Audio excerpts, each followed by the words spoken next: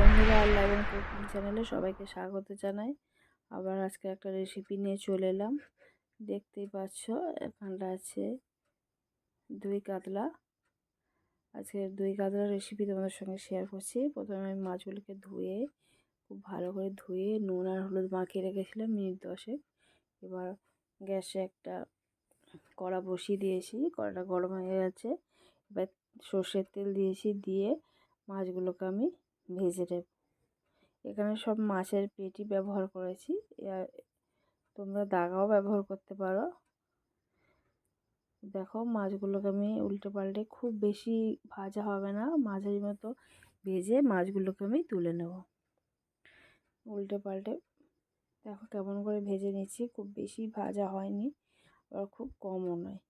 এবার আমি মাছগুলোকে তুলে নিচ্ছি। এখানে আমি 6 পিস মাছ রান্না করেছি, সেটি তোমাদের সঙ্গে শেয়ার করলাম। প্রথমে 3 পিস মাছ আমি ভেজে নিয়েছি, এরপরে বাকি যে 3 পিস মাছ আমি ভেজে নেব।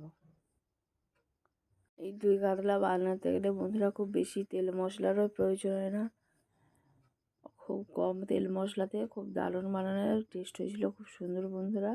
এবং ঘরোয়াভাবে যদি তোমরা দই কাতলা বানাও, এবার খেতেও খুব ভালো লাগবে, স্বাস্থ্যের পক্ষেও সবচেয়ে উপকারী।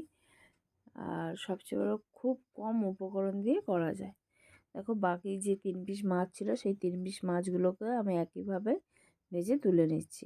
এবার দেখো খুব বেশি তেল নেই, ওই তেলে আমি বাকি রান্নাটা করব। তা প্রথমে দেখো 3টে এলাচ আর অল্প ডালচিনি ছিল, সেটাকে একটু থেতো করে দিয়ে দিলাম। দেওয়ার পরে পেঁয়াজ একটা কুচিয়ে রেখেছিলাম। এখানে তোমরা, যেহেতু আমার অল্প মাছ ছিল সেই জন্য আমি একটাই পেঁয়াজ দিয়েছি। এবার তোমরা মাছের পরিমাণ অনুযায়ী, মাছের যে ওজন বা পরিমাণ অনুযায়ী তোমরা পেঁয়াজটা ব্যবহার করো। 500 গ্রাম যদি মাছ নাও তাহলে 2টো পেঁয়াজ, বড় সাইজের পেঁয়াজ অবশ্যই দেবে।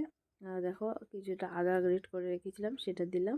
তোমরা আদা বাটাও ব্যবহার করতে পারো। এবার কিছুক্ষণ ভাজার পরে, মিনিট 3 ভাজার পরে দেখো এখানে আমি হলুদ গুঁড়ো দিলাম। এখানে লঙ্কা গুঁড়ো আমি ব্যবহার করব না, সামান্য পরিমাণ অনুযায়ী আমি লবণ দিলাম। যেহেতু এখানে দই কাতলা খুব বেশি দিলেও হবে না, যে যেমন লবণ খাও তোমরা তেমন লবণ দেবে। দেখো কষানোটা অনেকটা কমপ্লিট হয়ে গেছে, এখন তেল ছেড়ে দিয়েছে মশলার থেকে। এবার আমি কিছুটা দই ফেটিয়ে রেখেছিলাম, সেটা দিয়ে দিলাম, হাফ কাপের মতো দিয়ে। এই সময় গ্যাসে আঁচটা খুব লোতে রেখে দিতে হবে, দিয়ে খুব ভালো করে কষিয়ে নিতে হবে। কষানোটা যত ভালো হবে তত এই দই কাতলা খেতে ততটাই ভালো হবে। দেখো বন্ধুরা, এখানে তেমন কোনো মশলা তোমরা ব্যবহার করিনি, দেখতেই পেয়েছো। এখানে এবার কাঁচা লঙ্কা 5-6টা আমি চিড়ে দিয়ে রেখেছিলাম, সেই 5-6টা কাঁচা লঙ্কা আমি দিয়ে দিলাম। এবার সামান্য চিনি দিতে হবে, চিনি না দিলে টেস্টটা একদমই ভালো আসবে না, ওতে অবশ্যই চিনিটা দিতেই হবে। দিয়ে দেখো আরও কিছুক্ষণ আমি কষিয়ে নিলাম। কষানো দেখো এখানে ফুটতে আরম্ভ করে দিয়েছে, ফুটা অনেকটা কমপ্লিট হয়ে গিয়ে মশলা পুরোটাই কষানো হয়ে গেছে লঙ্কা চিনি দেওয়ার পরে। এবার ভেজে রাখা মাছগুলোকে আমি দিয়ে দিচ্ছি। এখন আমি জলটা দেবো না, মাছগুলোকে দেবো, দিয়ে জাস্ট এপাশ ওপাশ উল্টে দেবো, দিয়ে সামান্য পরিমাণ আমি জল দেব। তোমরা এই সময় জল দিতে পারো, নাও দিতে পারো, কিন্তু আমি এখানে জল খুব সামান্য পরিমাণ দিয়েছি। আর এখানে মাছটা বিশেষ করে সিদ্ধ করার প্রয়োজন, জাস্ট মিনিট 2 রেখে দিলে কমপ্লিট হয়ে যাবে আমাদের এই দই কাতলা। তা বন্ধুরা, আমার এই দই কাতলা রেসিপি যদি তোমাদের ভালো লেগে থাকে তাহলে অতি অবশ্যই একটা লাইক করে দিও, কমেন্ট করে জানিও কেমন হয়েছে। আর যদি আরও ভালো লেগে থাকে তাহলে অতি অবশ্যই তোমরা শেয়ার করে দিও। আর যারা নতুন বন্ধু আছো, চ্যানেলে এসেছো, যদি আমার এই ভিডিও ভালো লাগে দই কাতলা, তাহলে অতি অবশ্যই সাবস্ক্রাইব করে পাশে থেকো।